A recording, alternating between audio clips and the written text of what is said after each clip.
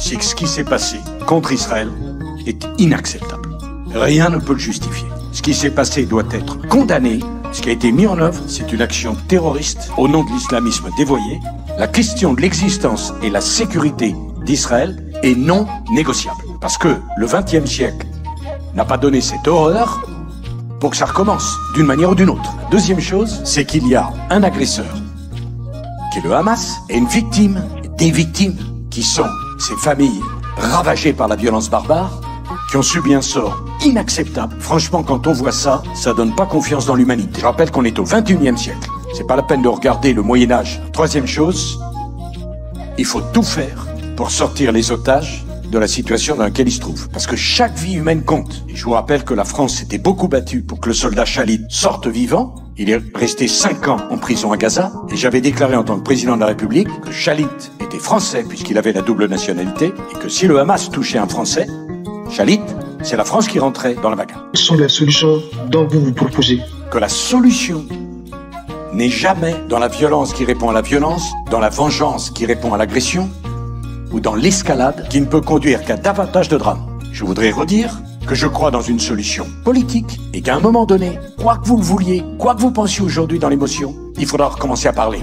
Les Ukrainiens et les Russes se parlent et il faudra que les Palestiniens et les Israéliens se parlent. Je sais que dire cela aujourd'hui, ça peut choquer. C'est la seule voie raisonnable. Et quand j'entends dire que la politique des deux États, je veux dire l'État juif et l'État palestinien, c'est fini, je me dis, est-ce que ceux qui disent ça réfléchissent?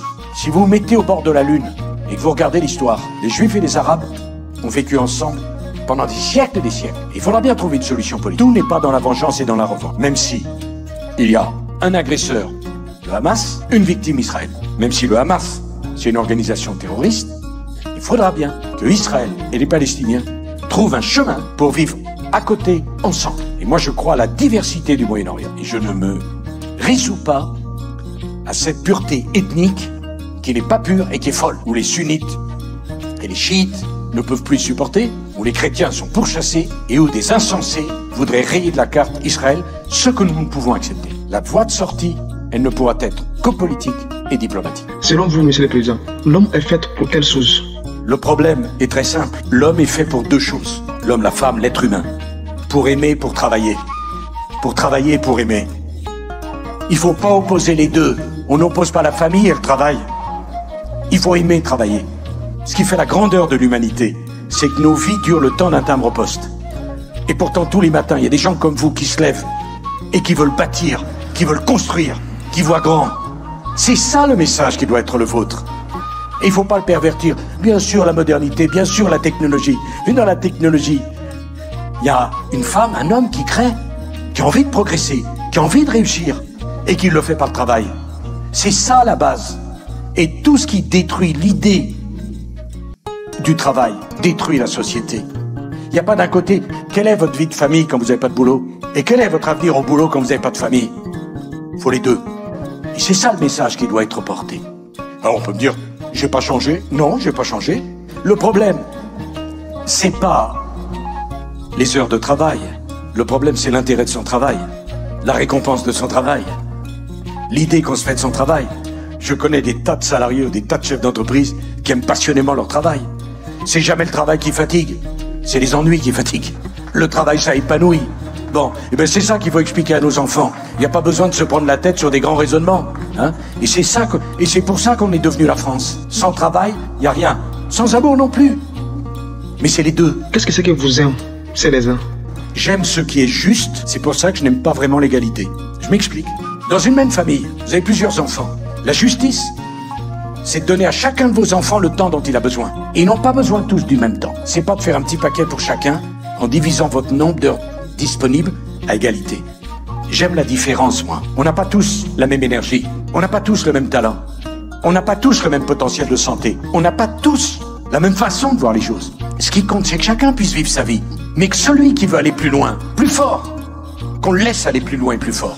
Je veux qu'on puisse dire à chaque jeune, si tu te donnes du mal, si tu mets tes tripes sur la table, si tu travailles dur, tu pourras réussir, sans limite. Si tu veux une vie plus tranquille, pas de problème. Personne ne te jugera. Mais on ne peut pas traiter de la même façon celui qui, dans l'entreprise, est toujours volontaire pour prendre une tâche de plus, et celui qui est jamais volontaire pour prendre une tâche de plus.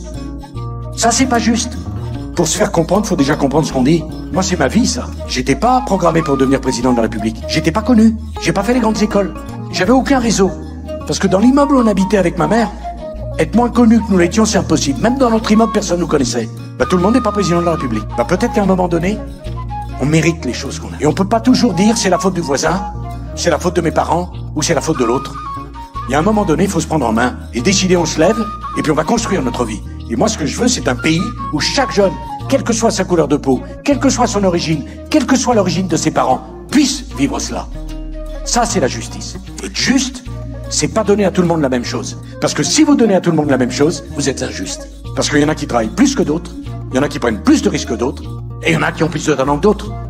J'espère que vous avez capté l'idéologie de M. le Président, telle que aimer la différence, aimer de prendre des risques, car on n'accomplit rien dans ce monde sans des risques, sans risque. Notre vie même est risquée. Aimer la différence, pas le prétexte d'être différent, mais parce que nous sommes différents. Nous pensons tous différemment. Il y a une très belle citation qui dit que si tu veux avoir des choses que les autres n'ont pas, il faut avoir le courage de faire ce que les autres n'ont pas pu faire. Et concernant la guerre d'Israël et Palestine, ce qu'on peut retirer dans ça est que la guerre n'a jamais résolu quoi que ce soit dans ce monde. Il faut qu'ils parlent entre eux. C'est un peu ça. Bref, c'est la fin de cette vidéo. Si vous avez aimé la vidéo, n'hésitez pas à liker, partager et surtout de vous abonner. Cela nous fait chaud au cœur. Merci.